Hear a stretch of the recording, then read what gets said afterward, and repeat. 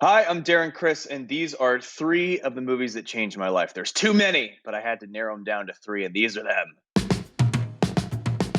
Hey everyone, I'm Ian de Borja, and welcome to IMDb's Movies That Changed My Life, a podcast where your favorite stars break down the films that made them who they are today. This week's guest is actor, musician, and fellow San Francisco Bay Area native Darren Criss. You may know Darren from his breakout role in Glee, or his recent award-winning performance as Andrew Cunanan in the assassination of Gianni Versace, American Crime Story. But you can currently catch him in Netflix's Hollywood or his brand new show Royalties, available now on Quibi. Darren and I talk about his start as a YouTube cover star, a very Harry Potter musical that he staged with his production group Star Kid, and our mutual love for movies, music, and submarine sandwiches. Once again, if you're enjoying the show, please be sure to give us a star rating or leave us a review or give us a shout on social media using hashtag Movies That Changed My Life. Thanks again for listening, and here's Movies That Changed My Life with Darren Criss.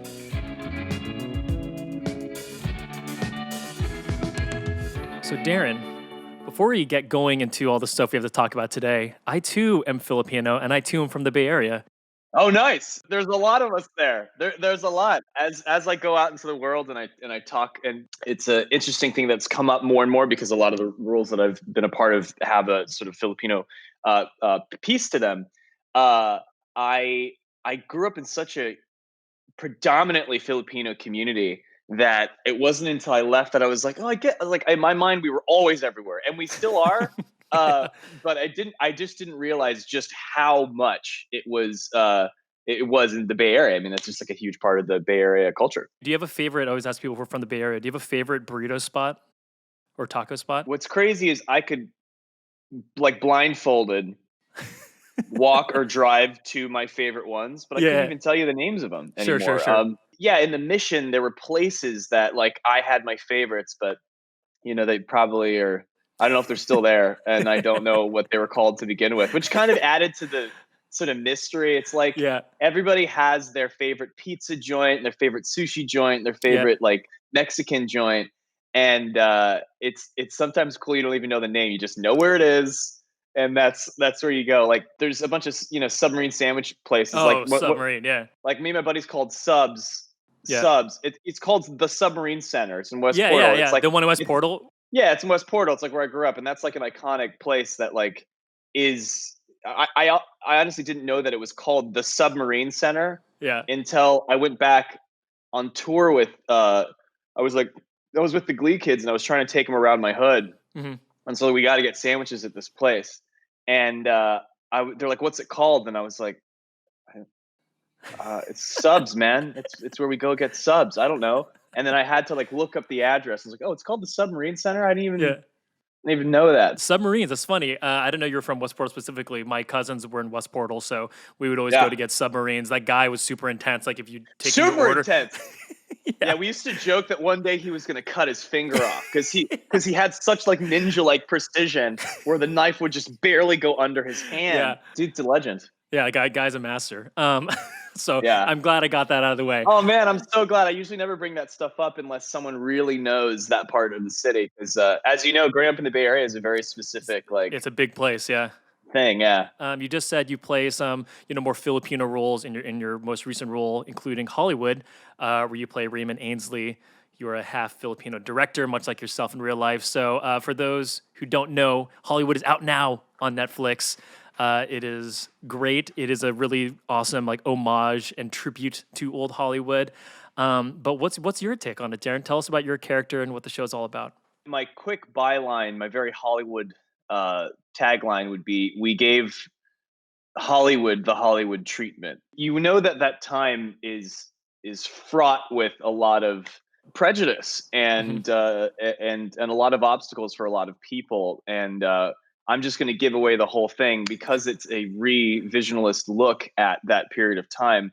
It's sort of it gives them the happy Hollywood ending it didn't actually get. The show is it follows the lives of a lot of young folks in Hollywood trying to make it, fighting their own personal demons and obstacles that may be presented by the time period itself. And I think it takes a lot of archetypes that would have otherwise struggled a great deal, and kind of gives it a look. God, I'm so at home right now. Like I'm in my pajamas. Like I No, know I'm I'm on a loving this. podcast right now, and there's a bowl of cereal on the floor. And I promise you, when you're listening to me in other situations, I am so much more articulate about this show. Let's just be honest. I've had like promotion exhaustion between this, royalties, and other things. Man, if you're listening to me right now and you haven't seen the show, I just went off the fucking handle. I have no idea what the hell I said. Listen, it's 1940s Hollywood.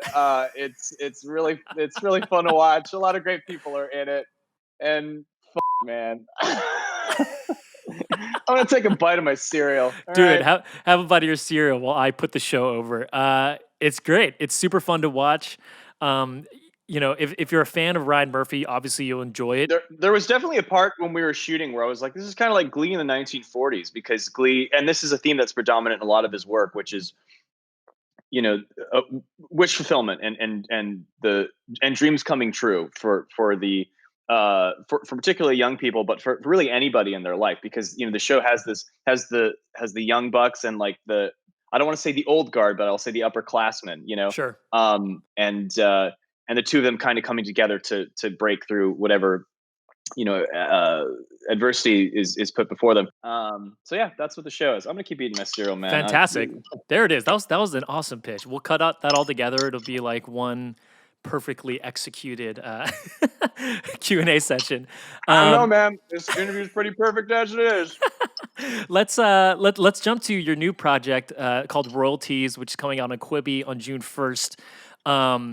Awesome concept. It stars you and Heather Donahue, where you two are songwriters, and every episode, you guys basically come into like a situation where you need to write a song. You write a song, make an awesome music video. That's great.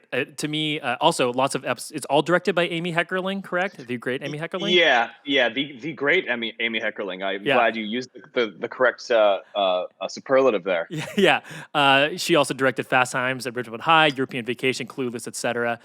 So when I was watching this, the immediate thought I had was, this is the bones of a Star Kid production. This feels like Harry Potter musical. This feels like all the old stuff that you got.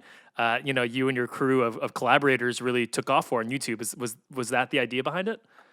Dude, you know that? Of course. Come on, we're IMDb. Okay, well that's great. This makes my life a lot easier.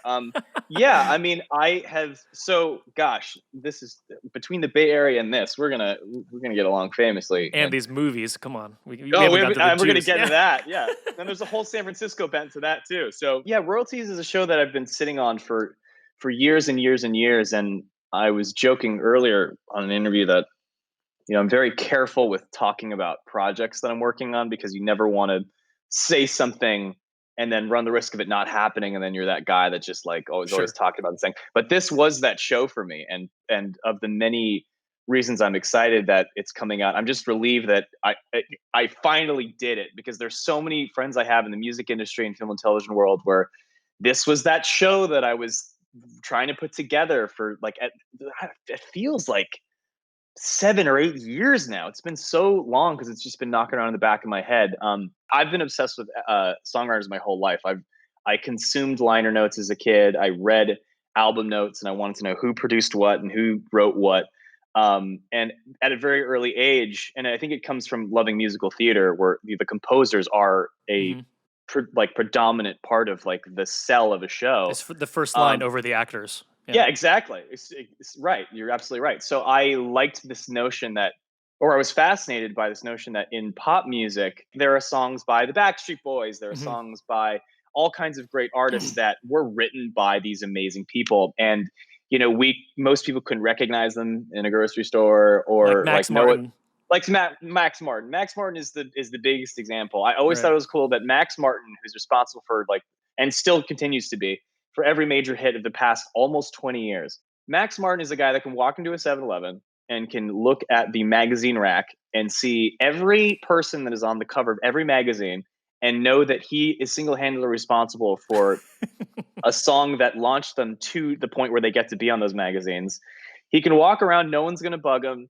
and buy some Twinkies, leave. But if he wanted to, he probably could buy that 7-Eleven. And I and I thought that was such a cool existence. Now he's a really unique position Sure, because he's sure.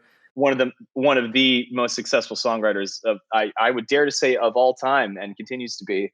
Um, so I kind of like thinking of the underlings of people like Max, or people who want to be like Max, because again, they're writing the hits, but they can't get into the after party. The whole thing, I think, is a love note, not necessarily to songwriting, even though that's what its vehicle is, and more of a love note to the creative process in general, and how, while very fulfilling, it's really frustrating and sometimes really stupid, and that kind of crossroads between art and commerce, and what it is to have to commercially succeed at something that does take heart and an imagination, and they don't always line up. So how do you toe that line? Love it. I do want to call out before we move on here. Um, Shout out for getting Rufus Wainwright on Oh episode yeah. one. Like that's like a like when I saw that you guys got Rufus Wainwright for the first episode, that told me a lot about who you were in the past, because Cigarettes and Chocolate Milk, very iconic album and song in my growing up as listening to music. So I thought it was very cool that you got him because Dude, Rivers Wainwright is one of my. I've spent a lifetime chasing my heroes, Mhm. and I just continue to do that. I somehow get them to do stuff with me, and it doesn't ever get. It's weird. Yeah, I'm so outrageously thrilled to call someone like Rufus a friend now. But I wear my heart on my sleeve. I'll be around him, and I'll just be like, dude, you like changed my life. Well, congrats. I love hearing when people's passion projects come to life. Again, Royalties comes out on Quibi on June 1st. Let's get into the movies that changed Darren Criss's life. Where do you want to start here? You have three amazing picks. What's the first one you want to go with? I think I'll go Aladdin, Rushmore, and Indiana Jones, simply because there's a narrative I've weaved together Perfect. between the So we'll three. kick it off with Aladdin, 1992, Disney's animated classic, 8.0 out of 10 on IMDb with 357,000 ratings. Directed and written by Ron Clements and John Musker. Music by the iconic Alan Menken, Howard Ashman, and later on Sir Tim Rice, starring Scott Weinger, Robin Williams, Lena Larkin, Jonathan Freeman, but almost more importantly, the singing is done by Brad Kane and Lias Longa. Dude, I love it. You just listen that up. I mean, I know you work for IMDb. I also give a shout out that you said Sir Tim Rice, and that you said later Tim Rice, because that was the thing that Yes, he came on after the fact. we've got to spot check all these, Dude, I love this. Can I tell you, this is so cool, because I spent so much time on IMDb as a kid. Like, Uh-huh. it was my go-to everything that I know, because before we had social media, like, I would go on message boards and I would like troll actors and movies and projects on IMDb before trolling was an internet verb. It was my life. That's how I got to know everything about everything in the movies. So this is rad. Well, this is Yeah, rad. I'm glad you're enjoying this one. That's I very really good. am, man. Yeah. I'm like, I've just been such a fanboy my whole life. Like, this is a prevailing theme in our conversation. Like, I love so much, and then I do whatever I can to get to interact with it. So here I am interacting with IMDb, talking about how things that I followed got me to where I am. So Aladdin, Yeah, yeah, a set lot the to say about scene. Aladdin. The Disney Renaissance. I think if you were me or Ian's age, we were lucky enough to grow up in what is now known as the Disney Renaissance, which was this period between the late '80s and the late '90s that kind of redefined Disney's place in film history, really. The animated film and the animated musical film suddenly becoming this really like prestige powerhouse that they didn't really have before, or at least they hadn't had it for like 50 years. So I didn't know that at the time. We were just seeing movies, that wasn't like part of the prerequisite of seeing the movies. They were just the movies you took to see, you took your kids to see. And I remember very distinctly being in the audience for Aladdin. And I articulate this now as an adult, and I've said it so many times that I've now come to believe it truly. So maybe my memory is a little is flexible. But I just remember being so taken with the film, as many kids were at the time, and many adults as well, of course. And obviously loving the genie. And I remember this sense of like looking around because I think I went to the theater to see it several times.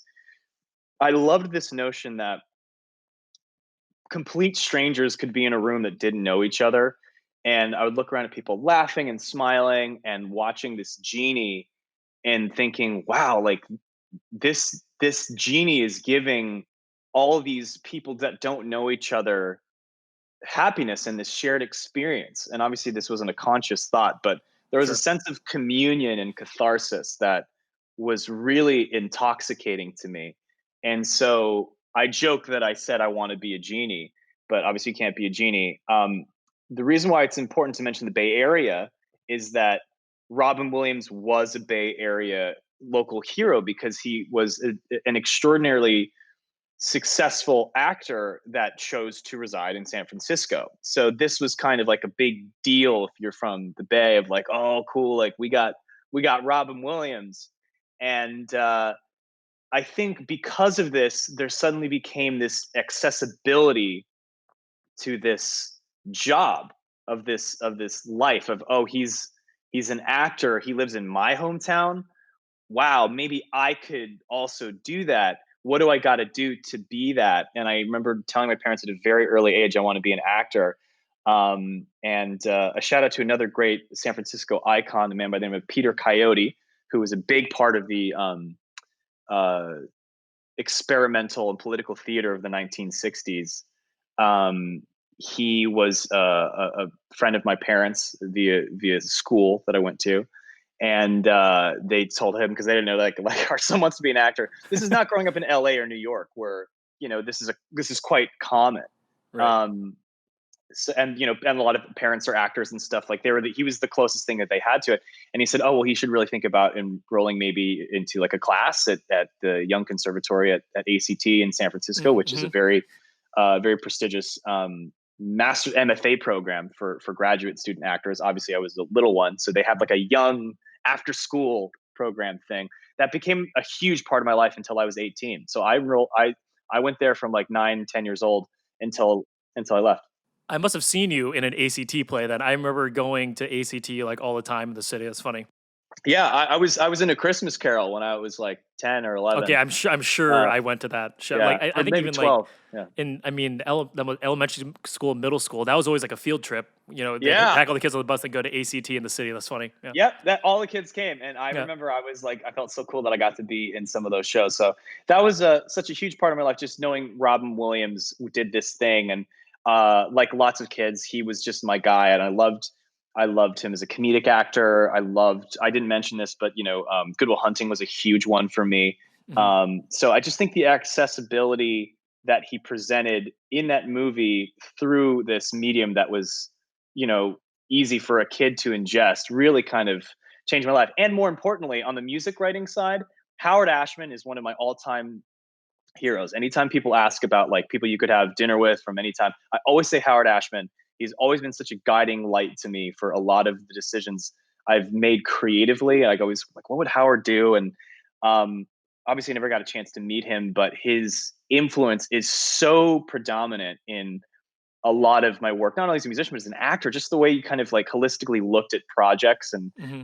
and big picture things.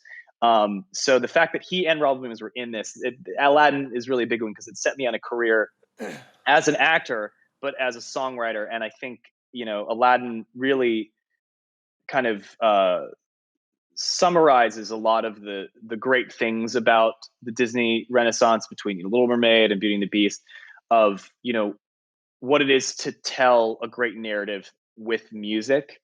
So all those pieces together has definitely, I think it shows, had a profound effect on the way that I would try and like carry out my career for the rest of my life. And shout And out to the great Alan Menken as well, who I would end up meeting in college and get to do stuff with him. So it's crazy. there is another deep cut in the Darren Criss canon. I first heard about you from your old YouTube Disney cover songs. So for folks who aren't familiar and they know Darren from Glee or from Versace or Hollywood and soon to be Royalties. If you just type in Darren Criss Disney cover on YouTube, you are rewarded with a plethora of awesome acoustic covers. And I remember I think we must have been in college when you started doing that, right? Or maybe high school. Yeah. YouTube was like brand new. It wasn't really a platform at the time. It was just kind of a random assortment of videos floating around. Yeah, and now like everyone does acoustic covers of, various Disney songs or whatever, but you were on the forefront of that. And I did this when I moved to LA 10 years ago. I would play at Mangiano's Italian restaurant at the Grove on Thursdays and Sundays. And I would just play my, acoustic or piano versions of like pop songs, and Disney songs was always the big tip maker. I was mentioning Alan Menken earlier. When I was in college, I would play at my friend's cafe, Sava's Cafe, for brunch. And when I was a senior, Alan Menken's daughter, Nora, was a freshman. And this cafe was a pretty popular musical theater hang. And so and Alan brings up this story all the time, which is so wild. Again, for the millionth time, just been chasing my heroes. I was playing Part of Your World, which is my own little version. I changed the chords and everything.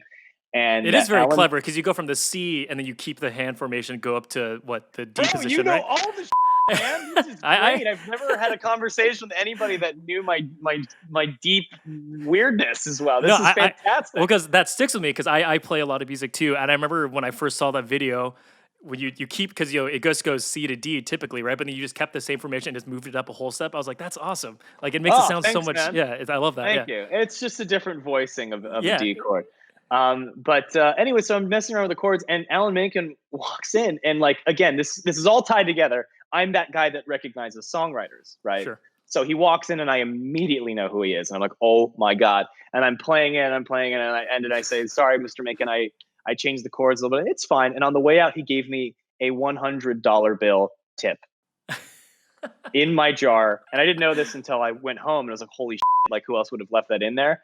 And this was a story that I always held on to. And so years later, I was doing The Little Mermaid at the Hollywood fucking Bowl with Alan.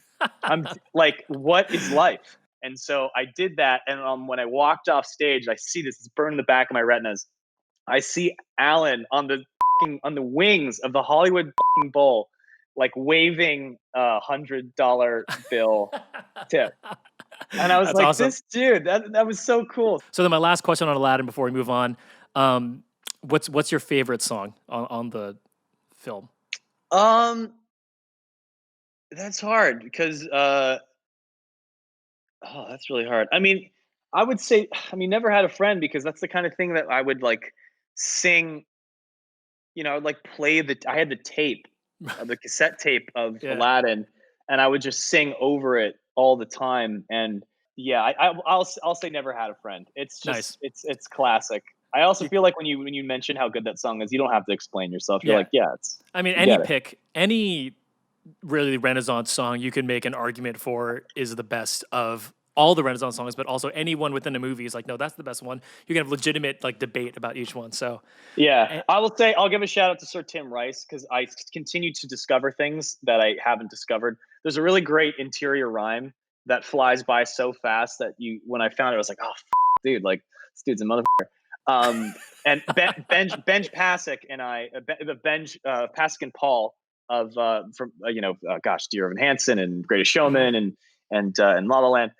Benj and I are very close from college in Michigan, and we have this text chain where we'll like send the broiest, or maybe I do. I send the broiest text to him about like, dude, did you see this interior rhyme in fucking Whole New World? I haven't noticed it until now. But and I'm sure the songwriters are listening to this going like, yeah, you're an idiot. You just noticed that in the past year. Like, welcome to the party. But I can show you the world shining, shimmering, splendid. And there's an interior rhyme that goes right by. Tell me, princess, now when did? Oh, I've never noticed that. You last let your heart decide. Now, it's something that you don't think about because it's such a famous line, but just the extra credit that shoots for is so dope that I'm pretty sure that's a Sir Tim Rice line. But anyway, I should just give a shout out to that because I continue to watch Aladdin, which is a movie I have memorized from beginning to end. If we had roughly shy of 2 hours right now, I could literally do the entire thing. But I'm not going to do that. Anyway, let's move on to the next movie. That'll be bonus content. Your second pick, Indiana Jones and the Last Crusade, 1989, 8.2 out of 10, with 668,000 ratings on IMDb, directed by Steven Spielberg, screenplay by Jeffrey Boehm, starring Harrison Ford, Sean Connery, Denhold Elliott, Allison Doody. So set the scene here. What about Last Crusade? There's a lot of, like all these movies, there's many facets to them. You know, it's not that just they're good. I think when anybody picks their favorite movie or song, it's 100% context, right? It's not like the subjective value of it. I recently rewatched Last Crusade, as I do a lot. And that movie, I think, above all the Indiana Jones films in the franchise, has the most palpable fandom. I don't know why. I think there's just there's a lot of things that make it really special. And I was reading reviews of it at the time that were kind of knocking it for just being a carbon copy somewhat of the first one.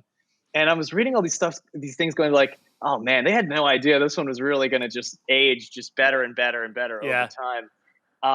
So it's always funny when you think of, like, you know, how one can perceive something at the time and where it ends up, and how well it ages is sort of unpredictable. But obviously Harrison Ford, big deal in my household.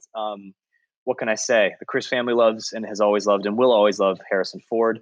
And maybe, you know, there was a part of me that, like, you know, we used to joke that, like, he kind of looked like my dad if he put on the outfit, I guess. But listen, Harrison Ford checks all the boxes for a lot of people. You know, he's sexy, he's cool, he's fun, he's adventurous, he's rugged. Like, ladies want to be with him, guys just want to hang out with him. He's just his classic hero characters, obviously Han Solo, all the way through, like, the Clear and Present Danger, the Tom Clancy books. He just is a bad motherfucker. And that's just his deal. So people, all the reasons for why I love people love Indiana Jones. That's like a given.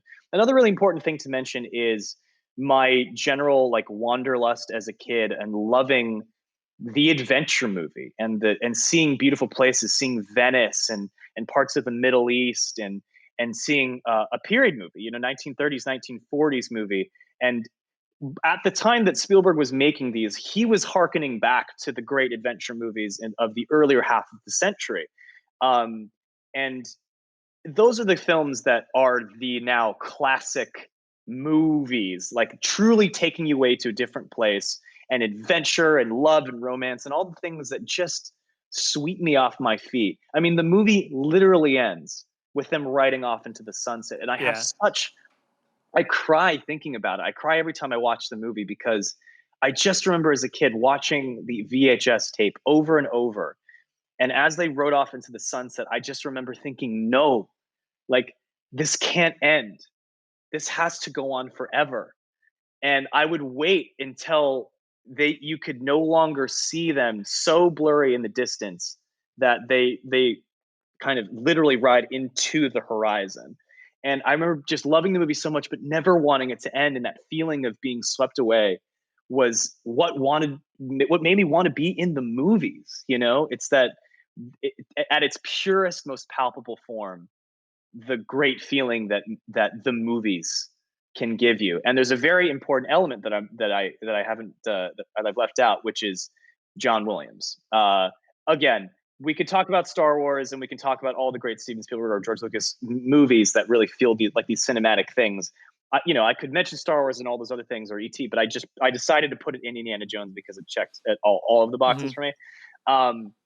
Hearing that score, which really just, talk about being swept off your feet. It just gives you that extra, shot to the jugular of this other world. And so that music and that vibe and those performances really just, and continue to always make me really feel like I'm part of a different world, and that there's something special out there, and that we can really be transported. And that is just the most prime example of that to me. And the final ingredient for that, well, there's two more ingredients to that movie. One is another big franchise in my household is James Bond. I've always, we love James Bond, which is funny as I get older and I go, God, we were watching these movies as a family when I was a kid. These are wildly inappropriate. I just rewatched Goldfinger, and you go, this was definitely made in the 60s. This would not fly now. Like, as charming as he is, You're like, James Bond is not a good dude. Yeah. Like, he's just like the worst, like unwoke, misogynistic dude. But Yeah. a different time. Yeah, my But my grandpa and I that we used to bond over James Bond. He had yeah, all James he had Bond all the bonding. VHS tapes. So like, whenever he's like, "Yeah, you want to watch a James Bond movie?" We like he put it on, and then again, like watching back, I'm like, "Oh my god, it's so Yeah, ridiculous." I watched it's this. ridiculous now, but it really. I think if you grew up with it, I really bonded with my family on that, Hmm. and I don't think when they put those movies out, they had any idea in the '60s that families in the '90s would bond to James Bond. But we've always loved Sean Connery, obviously, so having them both in there and their performances, Sean Connery So good. is so good in that movie because he's so delightful and funny and profound and like I think a lot of people's favorite movies. I quote that movie all the time in my shorthand. Same with Aladdin. Like I Hmm. just say things not to quote the movie, but because it's part of my vernacular. Like when I'm telling somebody to just like, yo, chill out, like let it go. Like I'll just be like Indiana, which is at the end of the movie. Like there are things that are just so ingrained in my just cultural habits and speech patterns. So that's him. And the final one, which is kind of a small thing, but maybe you relate to this growing up Filipino. But I grew up in a really Catholic household. Hmm. So Catholic like lore and like Grail lore. Yeah. My mom was really scared of like blasphemy and stuff like this. So this was a really nice kind of gateway into something different because it's about like Bible stuff. Right, the Holy So Grail, right. so it's the Holy Grail. So this is like cool, right? So that but it also made it cool because I knew that my mom liked it for that reason. So it's fun as a kid because there's adventure and danger and like and beautiful places. I knew that excited my dad, but I knew it excited my mom because she loved Harrison Ford and like Bible stuff. So I was like, this has all the things that make it safe for me to really enjoy. And then when you realize that everybody else enjoys it, I go, okay, well, I'm not crazy. And I just as a footnote to Indiana Jones because of the Grail lore thing. And my dad was a huge Anglophile and like British comedy nerd, and me being such a weirdo like comedy Anglophile in general that I got from my dad. I loved Monty Python, and I don't know if I would Mm-hmm. have found Monty Python Holy Grail had I not loved Indiana Jones, The Last Crusade, which is about the Holy Grail. Because I think in the video store, when I used to make the pilgrimage like every week, twice a week, and I'd look for like stuff, I would see that and be like, oh, here's like a Grail thing. Can I watch this? And I'd watch it and be like, this is the funniest thing I've ever seen. And for like, I want to say maybe 8 years from like, I don't know, maybe 9 to however old I was, like I would watch that every day, every birthday that I had with my friends. That was like my birthday tradition was to watch Monty Python, The Holy Grail. So the Holy Grail, Last Crusade, Indiana Jones, it all kind of comes into like a big piece of my life. There you Nice. go. I love that. So well wrapped up. It's funny, like the Grail stuff. I remember, like when I was a kid, I loved Indiana Jones. I think I dressed up as him like twice in a row for Halloween. And I Yeah. remember I used to get like pieces of paper. Remember where he would copy like the stone marking The in the sand library? yeah. You would do this and get like the markings. Yeah, I used to do that with like anything I could find in the house. If there was anything I could like I could like rub off with paper on with a pencil, I would do that. Yeah, because the tracing paper, yeah. And I would always get a side of a crayon, do Right. this and go, Alexandra. Yes, Yeah. perfect. I love that we're cut from the same cloth here. Yeah, man, Um, totally. Last Crusade, fantastic pick. Along with Holy Grail, I mean, you can't go wrong with either of those, I know really. I was cheating. I was saying movies that would allow me to kind of Yeah, mention yeah. other You movies. mention others. Hey, this is your show. You can do whatever you want. Thank you. I hope you're enjoying this week's episode of Movies That Changed My Life. I want to give a quick shout out to Publius R, Sarah F95, and Steph4 for giving us awesome reviews on Apple Podcasts. Please leave us a review if you want, and I'll make sure to give you a shout out on the next episode. If this is your first time listening, welcome, and please don't forget to hit the subscribe button to make sure that you get all of our new episodes as soon as they are available, because trust me, you won't want to miss some of the incredible guests we have coming up to nerd out about their favorite movies, like Judy Greer, Tatiana Maslany, and Chelsea Handler, just to name a few. Last, head over to imdb.com to go ahead and add Darren's picks to your IMDb watch list. It'll save you time the next time you're struggling to find out what you want to watch next. Thanks again for listening. Be sure to check out imdb.com/podcasts for more content. Now let's get back to movies that changed my life with Darren Criss. So let's go to the last pick here. This is 1999's Rushmore, 7.7 out of 10, 163,000 ratings on IMDb. Directed by Wes Anderson, written by Wes Anderson and Owen Wilson, starring his now usual suspects, Jason Schwartzman, Bill Murray, and then Olivia Williams, Seymour Cassel, Brian Cox. Set the scene. What was when's the first time you saw Rushmore? So the last two I mentioned were huge blockbuster pop culture moments, and everybody is familiar with them. People might not be as immediately familiar with Rushmore. Okay, so a lot of ingredients here. When I was going to the Young Conservatory, the American Conservatory Theater, I did get to audition for things, and I auditioned for 2 movies when I was a youngster, which was, not normal, and obviously for a kid, wildly exciting. I didn't have an agent. Like, this was, in my mind, I'm not a professional child in San actor. Francisco too. You're not in LA. Exactly, right? In San Francisco. So in my mind, like, there are child actors who do that for a living. I was a student, like I was on the basketball team, and I was like I was doing all the school stuff. And then after school, I maybe did like a play. I was with a production company called 42nd Street Moon, which is a whole other story, but I did a few shows with them. But in my mind, I was always a kid. So I want to just say that, just to show how exciting it was to be told, hey, Darren, you're going to audition for a movie. It didn't matter what the movie was, like, a movie? Wow. So the first one was for a movie that was starring, at the time, George Clooney, about a father who dies in some tragic accident and then comes back as like a snowman to a kid, called Jack Frost, which would eventually star instead Michael Keaton and a young boy by the name of Joseph Cross, which would be a joke for the rest of my life, because we're like, wow, they were so close. Joseph Cross, Darren Couple Criss, letters. like.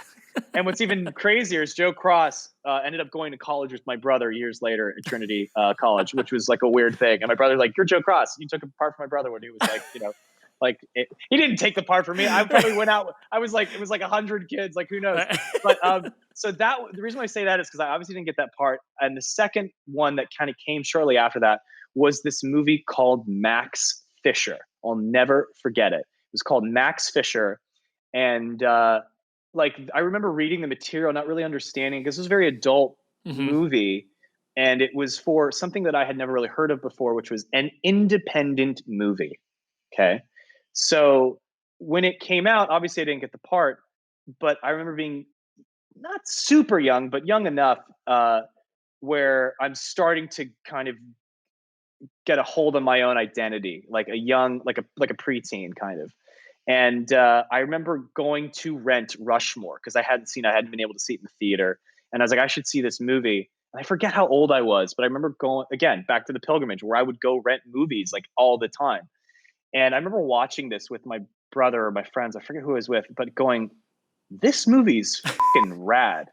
And it was the first time I remember really like relating to like a subculture, something different. I'm like, this is different from the stuff that I'm usually watching. It's that moment when you're finding your identity, you find that song, you find that band, and you really start finding things that are not fed to you, where you start proactively, deciding for yourself what makes your taste, right? And so I thought it was so cool that I had this connection to this movie because, or at least I felt I did, because I went out for, they changed the name. It's called Rushmore. It's named the school. It was originally called Max Fisher. That was the name of the character. And I remember falling in love with the characters and loving Bill Murray, who obviously I would have already loved from being Bill Murray. And everything about it just felt so cool. There was a style to it. Before I could articulate that, I like the style and the voice. And this is before Wes Anderson is now the preeminent style guy. Yeah. The style guy. I just really gravitated toward its tone.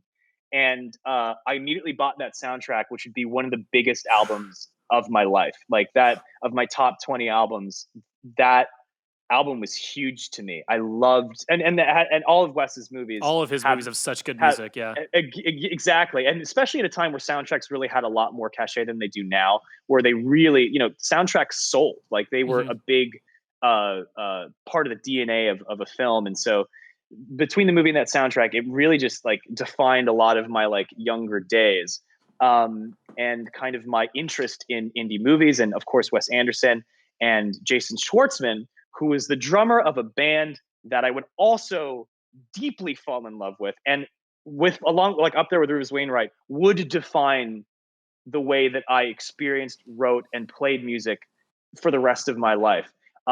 Because of this movie, I checked out this band Phantom Planet. Again, this is like when I'd have to like find this stuff like online. Like you actually couldn't even find stuff. I think I had heard somewhere through the word of mouth that he was a drummer.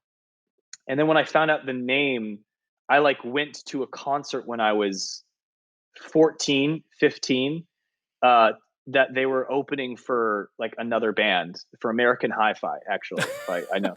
I went to the Great American Music Hall. Oh, nice. Great American Music Hall. Yeah. My beginning of my 8th grade or end of 7th grade year, like God bless my mom for like letting me do that.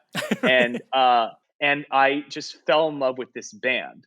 Bought all the records, consumed everything. Phantom Planet ended up having their own career. Jason left to do his own thing and be more of an actor and writer. And but for years, Alex Greenwald, who is the lead singer and sort of main songwriter of Phantom Planet, it would be one of the biggest vocal influences to me. When I sing, I'm failing at sounding like Rufus Wainwright and him. If you put that in a cocktail together, that is what I'm aiming for. 2 things about Rushmore. First of all, did you ever listen to the band Brand New by chance? Yeah, of course. Okay, so you know the album Deja Entendu? Do you remember that band? I know their albums. I just remember the band Brand New. Okay, so they have one song?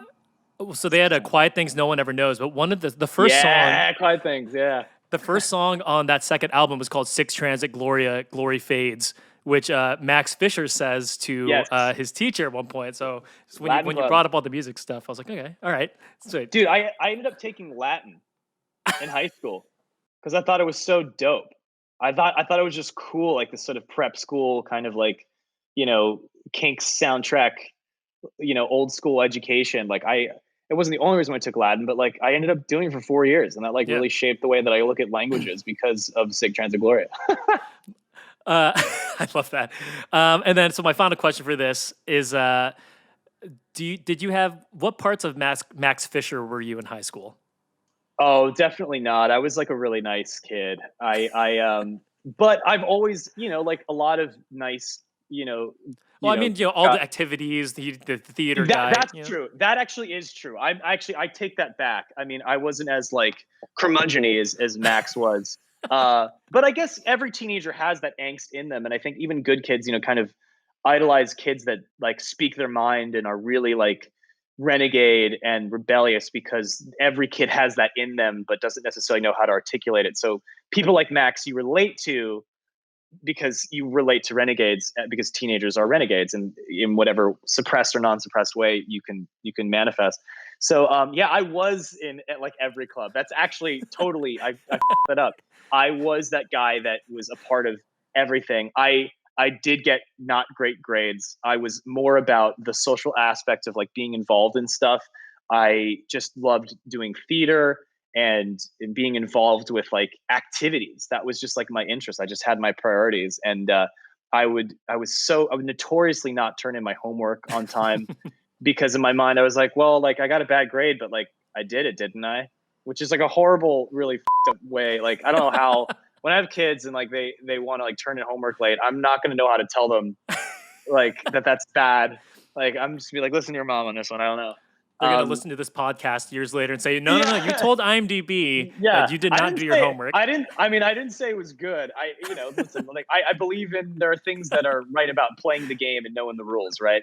So I guess the point is, I really, above turning your homework in time or not, I just prioritized doing fun things with the school. I was like in student government, and we had like a really fun like community service thing. Like I don't know if people will find like pieces of the yearbook when I was at SI. Somebody came up to me and was like, you were at every club. And while I was in a lot of like clubs and I was like truly genuinely active in things, I had this joke with my friend that anytime there'd be an announcement like, okay, 12 o'clock, there will be the yearbook photo for the chess club, we would just show up. Like we would try and get in as many club photos as possible, unless they got really mad about it. Because most of the time it'd be like 5 people and be like, "Hey, do you guys mind if I like pop in here?" Like, sure.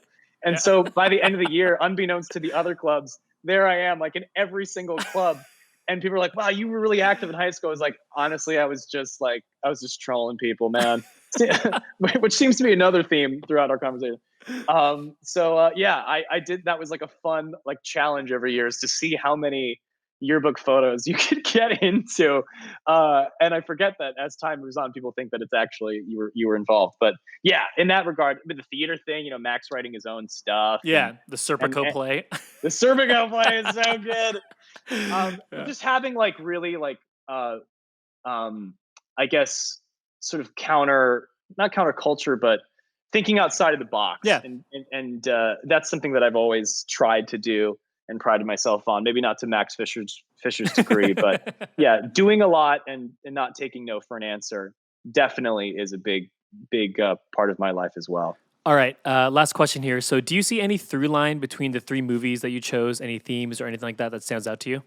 So again, there's this huge cyclical nature of like me loving stuff, working so hard to where I can get to a point to where I can go back to that stuff and say, thank you for getting me here.